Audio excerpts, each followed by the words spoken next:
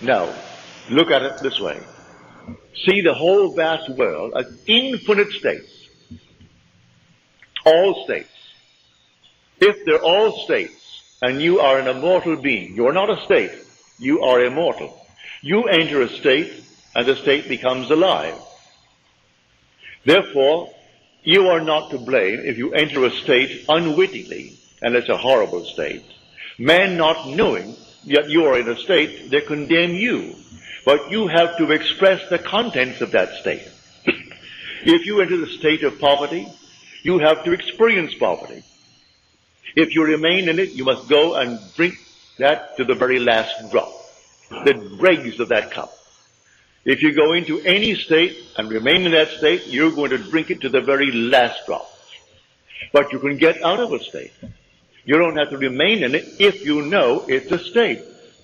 If you don't know it's a state, you identify yourself with the state and think that you're it. Man has identified himself with this little body, and he thinks he is it. So the day comes, he has to discard it because he's worn it out. As he discards it, all of his friends are crying to think he died. He can't die. He is an immortal being who wore a garment of flesh and blood. That same being who goes into states, remaining in a state, and the state has to be expressed by him who resurrected the state. For I am the resurrection and the life of that state. Now, you can change an individual with or without his consent if you so desire. Here is the story of a friend of mine. I persuaded him to give up his job here. I knew he was a single man, and he would like to do what I am doing. So I said, San Francisco is wide open. I only go there once a year for 4 weeks at a time.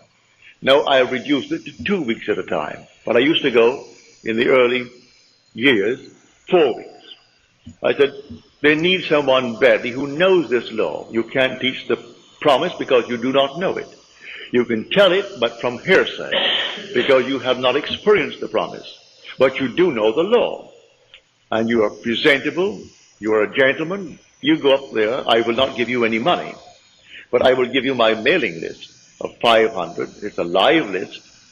And you send out my list. When I go, I will tell them that I allowed you to have my list. And I will get behind you in that manner, but not in any other way. You've got to go on faith. Well, he quit his job here. He had seniority of 8 years in the place that he worked.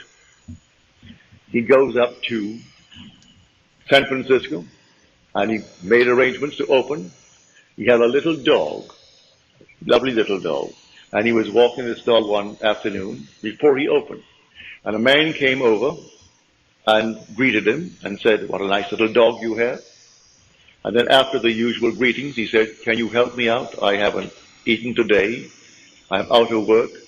And my friend said, no, I have no money, but I will do what I can, but I can't give you any money. The man couldn't quite understand that. You can't give me money. What else could you do? My friend did not move one step after he said no to the request. The man went on. He remained there until he imagined that man in his presence gainfully employed, happy in the job, and standing on his own feet. That was taken the story in the book of Acts, when a man came to John and Peter, and he could not stand on his own feet, and he was begging at the temple door. And Peter said, gold and silver have I not for thee, but such as I have give I unto you. Rise and walk. And he rose and walked. It doesn't mean a cripple jumped up and walked. That's an entire different structure that I do know is possible when you wear the garment of God. You couldn't come into the presence of anyone as a cripple. The minute you came by, he ceases to be a cripple. If he has no feet, feet come and fill the sockets. If he's blind, they come in and fill the sockets. And he is not blind. And you do nothing to do it. No compassion. You simply are so perfect that nothing imperfect can remain in your presence. But in this case, on this level, no one is actually going to jump up from the crippled state and start walking. But he takes a man who is crippled, who is standing on other people's feet by begging from them. Well, a month later, he was walking his dog and he saw this man and he crossed the street. The man crossed the street and came over to him. He said, I don't suppose you remember me. He said, oh yes, I do. I remember you just about a month ago that you asked me for money. He said, yes, and I want to thank you for not giving it to me, and extended his hand to my friend. He said, had you given me the money, I today would be asking you for money. Because you did not give me, I was so embarrassed and so annoyed with myself that I put myself in that position. I went out the very next day and I got a job, a good job. It pays well. And it has promise of growth. And I am very happy in the job. So again, let me thank you for not giving me the money. He put the man on his own feet by representing him to himself as one gainfully employed. That's what I'm talking about when I tell you that all states, he took him out of one state and put him in another state. The man who is in the new state is the same man. You are an immortal being. You are changing only when you fall into a state. And others who knew you well in one state think, what has happened to him? You either go up or you go down.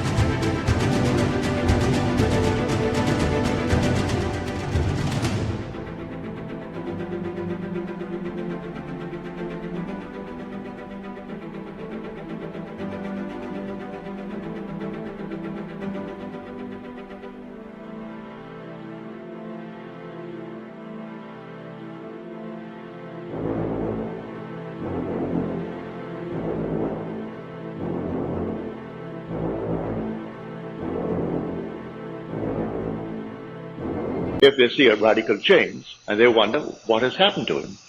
He is affluent, he is this, he is that, or what has happened to him? He used to be, look at him now. And not a thing changed with the immortal being who occupied the state, other than the state. He changed the state. Man, not knowing that, he condemns the state. When it's not the being that you're looking at a state. So God forgives everyone. He justifies everyone because he knows they're only in states. And the Lord created all these states. These are the states. So that's what Blake meant when he said, I do not consider the just or the wicked to be